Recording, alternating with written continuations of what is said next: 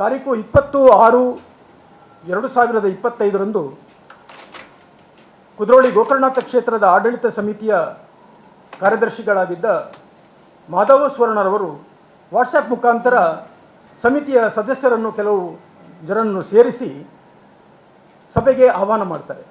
ಈ ಸಭೆಯಲ್ಲಿ ಶ್ರೀಮಾನ್ ಜನಾರ್ದನ್ ಪೂಜಾರಿಯವರು ಸಹ ಉಪಸ್ಥಿತರಿದ್ದಾರೆ ಎಂದು ಅವರು ಮೆಸೇಜನ್ನು ಹಾಕ್ತಾರೆ. ಈ ಸಭೆಯನ್ನು ನಡೆಸುವಂತಹ ವಿಷಯ ಕ್ಷೇತ್ರದ ಅಧ್ಯಕ್ಷರಿಗೆ ಗೊತ್ತಿರುವುದಿಲ್ಲ, ನಮ್ಗೆ ಯಾರಿಗೂ ಗೊತ್ತಿರುವುದಿಲ್ಲ. ಹಾಗಿರಬೇಕಾದ್ರೆ ಇಂಥ ಒಂದು ಸಭೆ ಯಾಕಾಗಿ ಜರುಗ್ತದೆ ಎಂಬ ವಿಷಯ ನಮ್ಮೊಳಗೆ ಬರುವುದು ಸ್ವಾಭಾವಿಕ.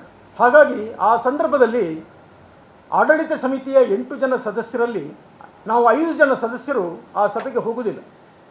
ಆ ಸಭೆಗೆ ನಾವು ಗೈರಾಜರಾಗ್ತೇವೆ. ಅಲ್ಲಿರುವಂತಹ 3 ಜನ ಮಾತ್ರ ಆ ಸಭೆಯನ್ನು ನಿರ್ವಹಣೆ ಮಾಡ್ತಾರೆ. ಮಾಧ್ಯಮದ ಮುಂದೆ ಒಂದು ಹೊಸ ಆಡಳಿತ ಸಮಿತಿಯನ್ನು ಘೋಷಣೆ ಮಾಡ್ತಾರೆ. ಆ ಘೋಷಣೆ ಮಾಡಿದಂತಹ ಆಡಳಿತ ಸಮಿತಿಯಲ್ಲಿ ಅಧ್ಯಕ್ಷರ ಹೆಸರನ್ನು ತೆಗೆದು ಮತ್ತೊಬ್ಬರ ಹೆಸರನ್ನು ಸೇರ್ಪಡೆ ಮಾಡ್ತಾರೆ.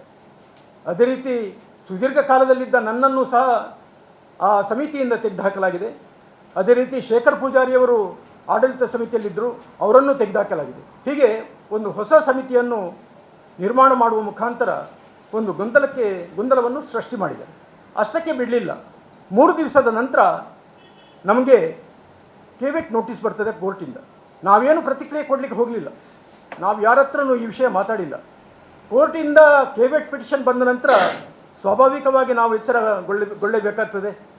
ಹಾಗಾಗಿ ಮುಂದಿನ ಕಾರ್ಯವೇನು ಅಂತ ನಮ್ಮಲ್ಲಿಯೂ ಸಹ ನಾವು ಒಂದು ಸ್ವಲ್ಪ ಚರ್ಚೆಗಳನ್ನು ಮಾಡಿ ನಾವು ಕೋರ್ಟಿನಲ್ಲಿ ಸೆಕೆಂಡ್ ಎಡಿಷನಲ್ ಡಿಸ್ಟ್ರಿಕ್ಟ್ ಕೋರ್ಟ್ನಲ್ಲಿ ನಾವು ಈಗಿರುವ ಸಮಿತಿಯ ಆಡಳಿತವನ್ನು ಮಾಡುವಂತಹ ಸಮಿತಿಯ ಮೇಲೆ ನಾವು ಕೇಸನ್ನು ದಾಖಲು ಮಾಡಿದ್ದೇವೆ.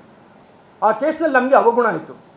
ನಂತರ ನಾವು ಫಸ್ಟ್ ಎಡಿಷನಲ್ ಕೋರ್ಟಿಗೆ ಅದರ ಮೇಲೆ ನಾವು ದಾವೆಯನ್ನು ಹಾಕಿದೆವು. ಫಸ್ಟ್ ಎಡಿಷನಲ್ ಕೋರ್ಟಲ್ಲಿ ನಮಗೆ ಜಯ ದೊರಕಿದೆ. ಅದ ನಂತರ ಎಲ್ಲ ಗೊಂದಲದ ವಾತಾವರಣವನ್ನು ನಮ್ಮ ಪರವಾಗಿ ನ್ಯಾಯಾಲಯದಲ್ಲಿ ಬಂದರೂ ಸಹ ನಾವು ತಿರ್ಗಾ ಅದನ್ನು ಸೆಕೆಂಡ್ ಎಡಿಷನಲ್ ಡಿಸ್ಟ್ರಿಕ್ಟ್ ಕೋರ್ಟಲ್ಲಿ ಚಾಲೆಂಜ್ ಮಾಡುವ ಮುಖಾಂತರ, ಅದೇ ರೀತಿ ಮುನ್ಸಿಪ್ ಕೋರ್ಟಲ್ಲಿಯೂ ಸಹ ನಾವು ದಾವೆಯನ್ನು ಹಾಕುವ ಮುಖಾಂತರ ನಾವು ನ್ಯಾಯಾಲಯದಲ್ಲಿ ಇದನ್ನು ಪ್ರಶ್ನೆ ಮಾಡ್ತಾ ಇದ್ದೇವೆ.